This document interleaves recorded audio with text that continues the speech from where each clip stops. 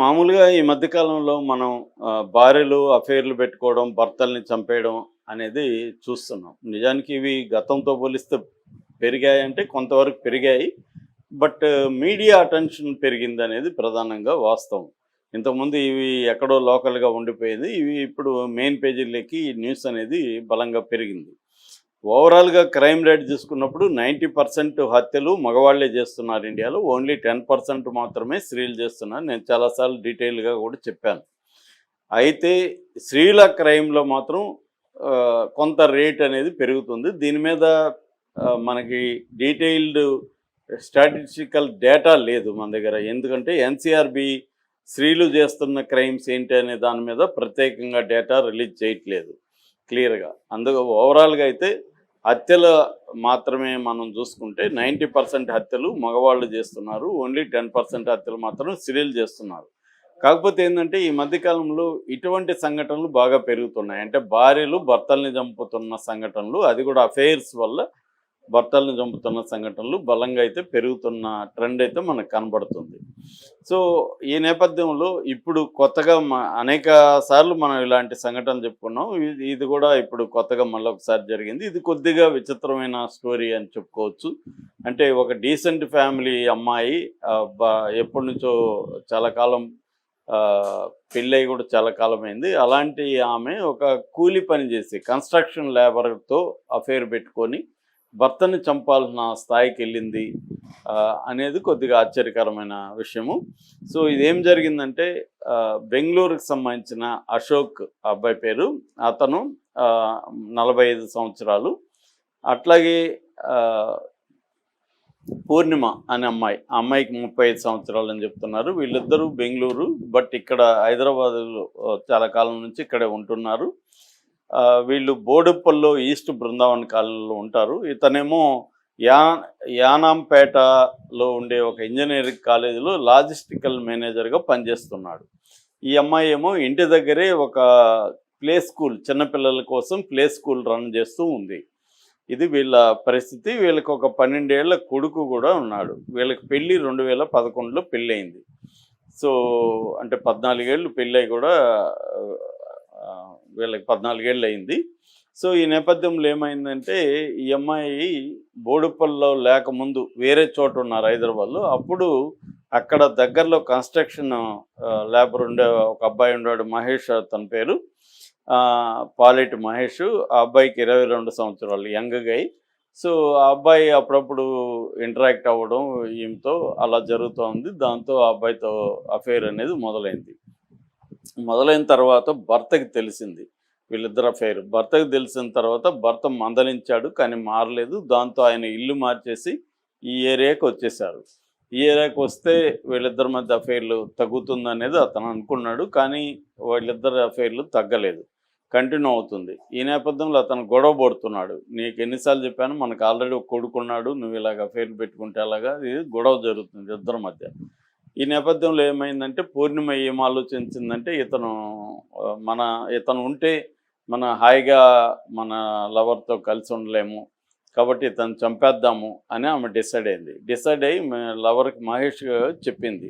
మహేష్ కూడా ఆ ప్లాన్ అమలు చేస్తే అతను లేకపోతే మనం హ్యాపీగా ఉండొచ్చు, నీకు ఎట్లాగో ప్లే స్కూల్ ఉంది, నేను కూడా డబ్బులు సంపాదిస్తాను, మనం ప్రశాంతంగా ఉండొచ్చు అని ఒక ప్లాన్ వేసుకున్నారు. అతను హెల్ప్ కోసం తన ఇంకొక ఫ్రెండ్ ఉన్నాడు. అతను యాదాద్రి భువనగిరి జిల్లాకు సంబంధించి బుక్యా సాయి కుమార్ అని ఒక ట్రైబల్ అబ్బాయి. ఆ అబ్బాయిని కూడా అడిగాడు, ఇలాగా చంపాలి, నా గర్ల్ ఫ్రెండ్ వాళ్ళ హస్బెండ్ని చంపాలి, నువ్వు హెల్ప్ చేయని అడిగాడు. వాడు కూడా ఒప్పుకున్నాడు. సో ముగ్గురు కలిసి ఒక ప్లాన్ వేసుకున్నారు వీళ్ళు. ఆ ప్లాన్ ప్రకారం ఏమైందంటే డిసెంబర్ 11న వీళ్ళు ముందుగానే వీళ్ళ ఇంట్లో వెయిట్ చేస్తున్నారు. ఈవినింగ్ ఇతను మామూలుగా ఎవ్రీ డే 6 o'clockకి ఆఫీస్ నుంచి వస్తాడు. పని అయిపోయినాక ఇంటికి వస్తాడు 6 గంటలకి. ఆ టైంలో వీళ్ళు ఇంట్లో ఉన్నారు. సో ఇతను రాగానే వీళ్ళిద్దరు కలిసి అతన్ని మీద దాడి చేసి కొట్టి కింద పడేసిన తర్వాత ఈ అమ్మాయి ముందుగానే చున్నీలు, ఒక 3-4 చున్నీలని ఇట్లా పెనవేసి రెడీగా పెట్టుకుంది. సో దాన్ని మహేష్కి ఇచ్చింది. ఈ అమ్మాయి తర్వాత ఈ సాయి కుమార్ ఇద్దరు కూడా అతన్ని ఎవరు అశోక్ వీళ్ళ హస్బెండ్ని గట్టిగా అదిమి పట్టుకున్నారు. సో మహేష్ ఈ పెనవేసిన ఈ చున్నీతో మెడ బిగించి చంపేశాడు. చంపేసిన తర్వాత వాళ్ళు వెళ్ళిపోయారు. వెళ్ళిపోయిన తర్వాత ఈ అమ్మాయి కొద్దిసేపు తర్వాత స్కూల్కి వచ్చింది, మళ్ళీ ప్లే స్కూల్కి. కాసేపు అక్కడ ఉండి అరౌండ్ 8 ఇంటికి వెళ్ళి అప్పుడే చూసినట్టుగా అతన్ని బాత్రూంలో పడేసి వెళ్ళారు వీళ్ళు. బాత్రూంలో అప్పుడే చూసినట్టుగా చూసి ఇంకా కేకలు పెట్టి చుట్టుపక్కల వాళ్ళతో మా హస్బెండ్కి ఏమైపోయింది అది ఇది అని చెప్పి అక్కడ ఉన్న దగ్గరగా ఉన్న గవర్నమెంట్ హాస్పిటల్లో మల్కాజిగిరి గవర్నమెంట్ హాస్పిటల్కి తీసుకెళ్లారు. పక్క ఇంటి వాళ్ళ సహాయంతో తీసుకెళ్తే వాళ్ళు ఆల్రెడీ బ్రాడ్ డెడ్ అని చెప్పారు. అంటే అంతకుముందు చనిపోయి ఉన్నాడు, చనిపోయిన అతన్ని తీసుకొచ్చారు మీరని హాస్పిటల్లో పరిశీలించి చెప్పారు. దాంతో ఎప్పుడైతే హాస్పిటల్లో డెత్ కేసు వచ్చిందో గవర్నమెంట్ హాస్పిటల్ కాబట్టి వాళ్ళు పోలీసులకు ఇన్ఫార్మ్ చేస్తారు, మెడికో లీగల్ కేసు అంటారు. సో పోలీసులు వచ్చారు. పోలీసులు వచ్చి చూశారు, ఆమెని అడిగారు పూర్ణిమని ఎలా జరిగింది ఏమంటే, ఆయన 6 గంటలకు వచ్చాడు, నేను 8 గంటలకు వెళ్ళాను, వెళ్ళి చూస్తే ఇంట్లో లేడు, బాత్రూంలో చూస్తే పడిపోయి ఉన్నాడు, నాకు అర్థం కాలేదు, టెన్షన్ పడి నేను ఇలా చేశాను, ఇతనికి హార్ట్ అటాక్ వచ్చినట్టు ఉంది అని చెప్పింది. సో హార్ట్ ప్రాబ్లం ఉంది, హార్ట్ అటాక్ వచ్చినట్టుగా ఉంది అని చెప్పింది. సో పోలీసులు కొంత బాడీని పరిశీలిస్తే బాడీ మీద గాయాలు ఉన్నాయి కదమ్మా, ఏం జరిగింది అంటే, అతను బాత్రూంలో పడిపోయినట్టున్నాడు సార్, అందుకని గాయాలైనాయి అనేది ఆమె చెప్పింది. కానీ ఆమె బిహేవియర్లో ఎక్కడో పోలీసులకు అనుమానం వచ్చింది. సో అనుమానం వచ్చి ఏం చేశారంటే, వాళ్ళ ఇంటి దగ్గర ఉన్న సీసీటీవీ ఫుటేజ్ని కలెక్ట్ చేసి వాటి ఫుటేజ్ని చూశారు. చూస్తే వీళ్ళిద్దరూ మహేష్ కుమారు, సాయి కుమార్ ఇద్దరు కూడా ఆ టైం 6 గంటల టైంలో వాళ్ళ ఇంట్లోకి పోయినట్టుగా, తర్వాత కొంతసేపు బయటకు వస్తున్నట్టుగా ఫుటేజ్ ఉంది. వీళ్ళు ఎవరు అని అడిగారు. అక్కడ నుంచి వాళ్ళకి అనుమానం వచ్చింది. ఫోన్లు తీసుకున్నారు. మొత్తం కాల్ రికార్డులు ఇవన్నీ పరిశీలిస్తే ఈ అమ్మాయి ఇతనికి అఫైర్ ఉందని అర్థమైంది. దాంతో వాళ్ళిద్దరిని పట్టుకొని ఇంకా వీళ్ళ కొట్టారా లేకపోతే గట్టిగా బెదిరించారా ప్రూఫ్స్ అన్ని చూపించి మొత్తానికి వాళ్ళు కన్ఫెస్ అయిపోయారు. మేమే చంపాము అనేది కన్ఫెస్ అయిపోయారు. కారణం వచ్చి ఇదే అఫైర్కి అడ్డొస్తున్నాడు అనేది మేము చంపాము అనేది ప్రధానంగా. ఇక్కడ ఏంటంటే మనకి ఇప్పుడు చాలాసార్లు ఏంటంటే కాన్సిక్వెన్సెస్ ఆలోచించకుండా హత్యలు చేయడం మనకు కనబడుతుంది. అంటే వీళ్ళ ఎంతసేపటికి ఏమనుకున్నారు, భర్తను చంపేస్తే భర్త ఆస్తి మనకు వస్తుంది, భర్త అడ్డు ఉండదు, మనం హాయిగా ఎంజాయ్ చేద్దాం, ఈ నెరేటివ్నే ఆలోచిస్తారు. కానీ సీరియస్గా పోలీసులు కానీ కేసును ముందుకు తీసుకెళ్తే ఖచ్చితంగా వీళ్ళకి శిక్షలు పడతాయి. కాకపోతే ఏంటంటే మన దేశంలో మనకున్న క్రిమినల్ జస్టిస్ సిస్టము అంత ఎఫెక్టివ్గా లేదు. శిక్షలు పడాలంటే ముందు అసలు 5-6 ఏళ్ళు 10 ఏళ్ళు కూడా అయిపోతుంది. మనం ఇప్పుడు వివేకానంద రెడ్డి హత్య పెద్ద సెన్సేషనల్, అదే 7 ఏళ్ళు మార్చి వస్తే 7 ఏళ్ళు అయిపోతుంది. 7 ఏళ్ళుగా ఇప్పటి వరకు ట్రయల్కే వెళ్ళలేదు.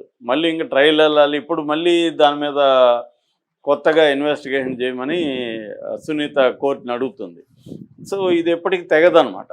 అలాంటి పెద్ద కేసే తెగనప్పుడు మామూలు హత్య కేసులు, అది కూడా విక్టిమ్ ఫ్యామిలీ వీక్గా ఉంటే అసలు తెగదు. సో ఇప్పుడు ఈ అబ్బాయి అశోక్ చనిపోయాడు, అశోక్ ఫ్యామిలీ వాళ్ళ మదర్ వాళ్ళు ఎక్కడో బెంగళూరులో ఎక్కడో ఉన్నారు, వాళ్ళు వచ్చి ఇక్కడ పోరాడలేరు కేసులు.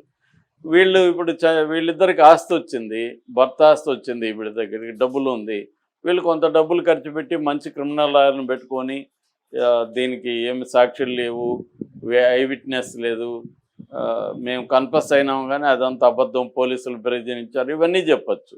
సో పోలీసులను కూడా మేనేజ్ చేయగలిగితే ఛార్జ్షీట్లో కూడా రేపు సాక్ష్యాలు గట్టిగా లేవు అన్నట్టు చేసేయచ్చు.